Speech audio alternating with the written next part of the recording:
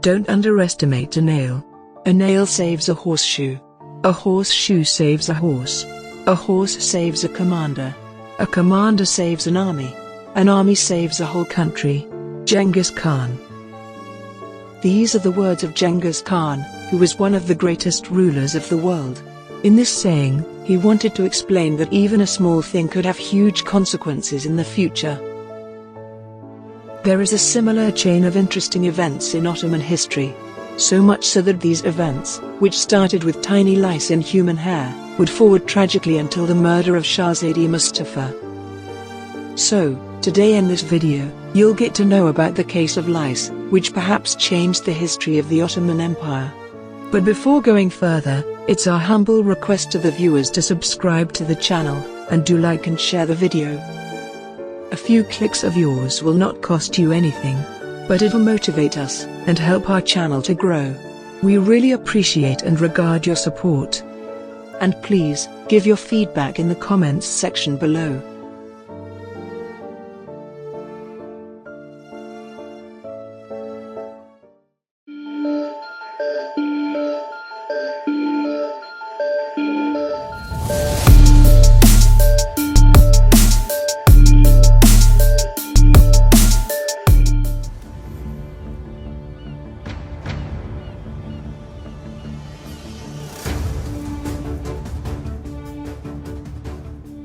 The main character of this event is Rüstem Pasha, who is also known as Damat. Rüstem Pasha means son-in-law to the Ottoman dynasty.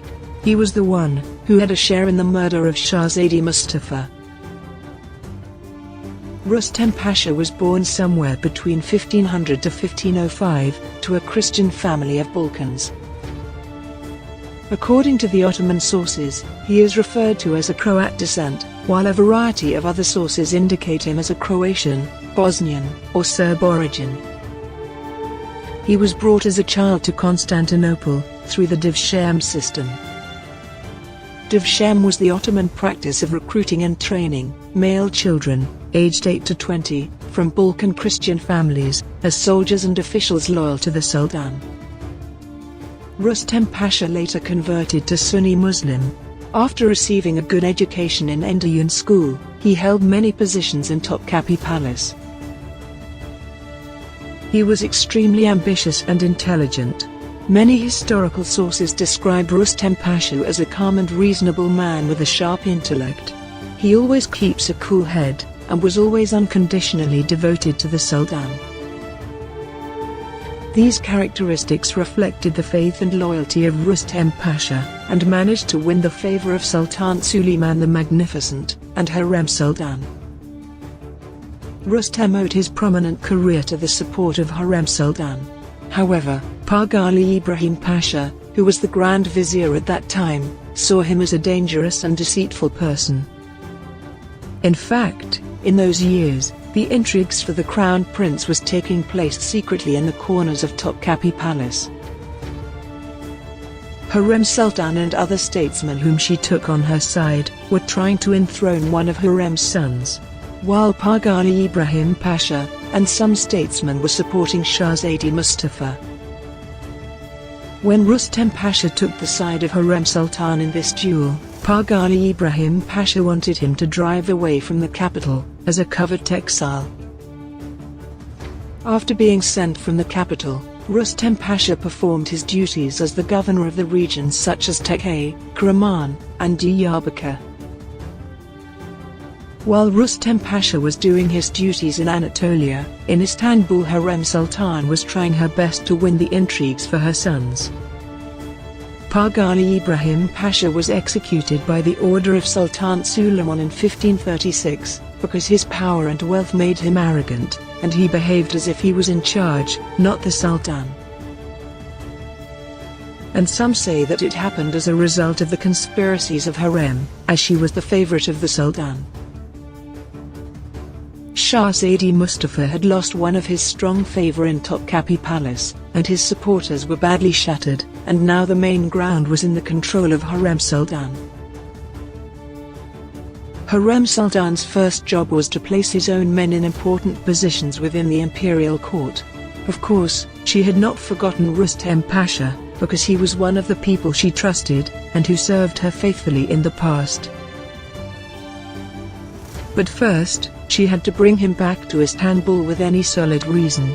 So for this, she thought of the marriage between her daughter Myrima Sultan and Rustem Pasha, and persuaded Suleiman the Magnificent to this marriage. However, rumors began to spread that Rustem Pasha, who was in Diyarbakir at that time, had leprosy. Although there were no signs of illness in Rustem Pasha's external appearance, but this disease could have progressed slowly, and even can show itself even after years. People who caught this disease were quarantined in a hospital called Miskinhan in Edirne, as it was thought to be a contagious disease. Of course, Sultan Suleiman the Magnificent would not want to marry his only daughter to a leper. For this reason, he appointed one of the palace physicians, Mehmet Bey, to go to Diyarbakir to examine whether Rustem Pasha was sick or not. If Rustem Pasha was found sick with that disease, then physician Mehmet Bey would take him to Edirne for quarantine. And if he was not sick, then he would convey the good news to Sultan that he could marry his daughter to him. In other words, the fate of Rustem Pasha, and perhaps the Ottoman Empire, had been shaped by this event. Mehmet Bey studied Rustem Pasha to diagnose the disease, and during these examinations, he noticed that Pasha had lice in his hair. According to the medical beliefs of that time, it was thought that people with leprosy were not infected with lice. Since the Pasha had lice in his hair, so he was convinced that he did not have leprosy, and he informed the Sultan that he could marry his daughter with him.